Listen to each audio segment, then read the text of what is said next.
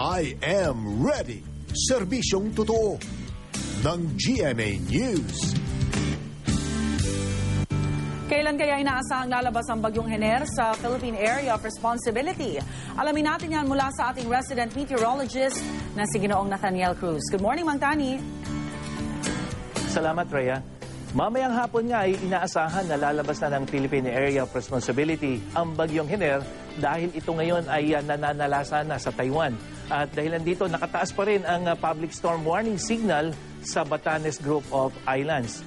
At itong public storm warning signal ay inaasahan din natin na mananatili habang hindi pa lumalabas ng Philippine Area of Responsibility itong si Hener na huling namata ng pag-asa sa layong 395 kilometers north-northeast ng Basco, Batanes. At taglay nito ngayon ang malakas na hangin aabot sa 130 kilometers per hour near the center at bugsong 160 kilometers per hour.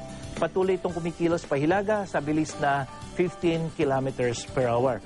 Pero kahit kumikilos na papalayo ng bansa itong bagyong Hener, ay asahan pa rin natin ang mahangin at maulang panahon dahil sa pinagsanib na lakas ng apat na weather system. Ang apat na binabanggit natin, unang-una ay itong bagyong Hener na tumatama na nga o tumama dito sa may Taiwan. Pangalawa, yung isang medyo may kalakasan ding bagyo, ang international name naman niya ay Damri. At isang low pressure area na nandito sa may north of Guam at pwede na rin maging isang tropical cyclone.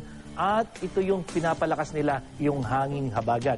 So yung hanging habagat, kung makikita nyo po dito, kulay pula pa rin, pero sa mga susunod na oras, magiging parang kulay orange. Ibig sabihin po niyan, malakas pa rin yung hanging habagat na tatama at mararanasan lalong-lalo na dito sa Luzon, kasama na ang Metro Manila.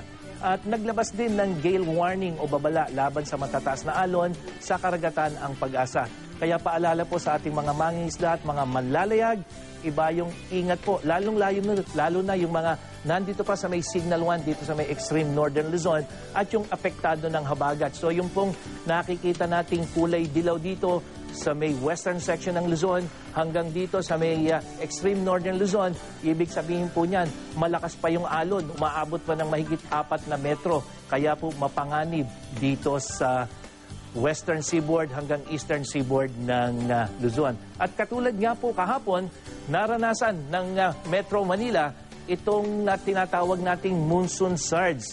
At naging maalon po dito sa Manila Bay, nagdulot po yan ng baha sa Roas Boulevard at sa paligid ng Quirino Grandstand at Rizal Park. Kaya maging alerto po mga kapuso para di tayo mapahamak kapag ganitong masungit ang panahon. Alamin naman natin ang oras ng high tide at low tide sa Manila Bay. Mamaya pong 9:36 ng umaga, 1.43 meters po ang taas. Samantalang mamayang 5:23 ang hapon ay bababa po yan, 0.02 meter. At dahil sa patuloy na epekto ng habagat, asahan po natin ang mga pagulan sa Luzon, lalong-lalo na dito sa may kanlurang bahagi. Kasama na po dyan ang Metro Manila na umaga pa lamang po ay maulan na. Hanggang tanghali po yan at sa gabi, asahan po natin hindi lamang po maulang panahon kung hindi patuloy po yung malakas na habagat. At dito naman sa Kabisayaan, meron pa rin pong mga pag-ulan. Dito sa kanlurang bahagi, katulad po ng Boracay, maulan pa rin po yan at sa Bacolod. Pero sa ibang bahagi po, asahan natin yung mga pulupulong pag-ulan. At ganun din po sa Mindanao na malayo na po sila sa epekto ng bagyong Hener. Pero Cagayan de Oro hanggang dito po sa Zamboanga, dahil pa rin po sa epekto ng hanging habagat, magkakaroon pa rin po ng mga pag-ulan. Ano man ang panahon, magplano, magsiguro, makibalita sa GMA Weather. Ako po si Nathaniel Cruz para sa I Am Ready, serbisyong totoo ng GMA News. Mang Tani, may nabanggit po kayong siyam-siyam kahapon. Ano ho ba ulit itong siyam-siyam? Rhea, yung siyam-siyam ay pinapatungkulan yan dun sa haba ng tag-ulan o mga pag-ulan na pwedeng mangyari dito sa ating bansa. So yung siyam-siyam, kapag sinabi, ibig sabihin siyam na araw, na uulan, at siyam na gabi. Pero posibleng yung siyam-siyam, Rhea, pwedeng mas mahaba pa sa siyam na araw. At ito ay naranasan na rin natin nung mga nakaraang taon na kung saan sunod-sunod yung bagyong dadaan dito sa ating bansa. So ngayon, naranasan na natin itong epekto ng bagyong Hener. At kung may susunod pa kagad dito, mamamahinga lang ng konti yung ulan at magtutuloy-tuloy naman. Kaya po, Ngayon ay Agosto at Setyembre sa susunod na buwan.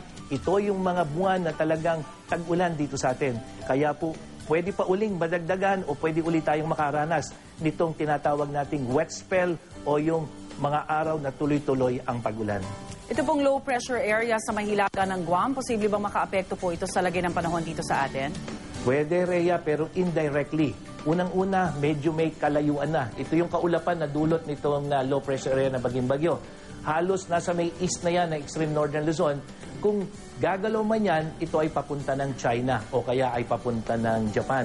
So ang magiging role nitong low pressure area na ito o na magiging bagyo ay palakasin itong hanging habagat na siya namang magdadala ng mga pag-ulan at malakas na hangin dito sa ating bansa. Mang Danny, maraming salamat at magandang umaga.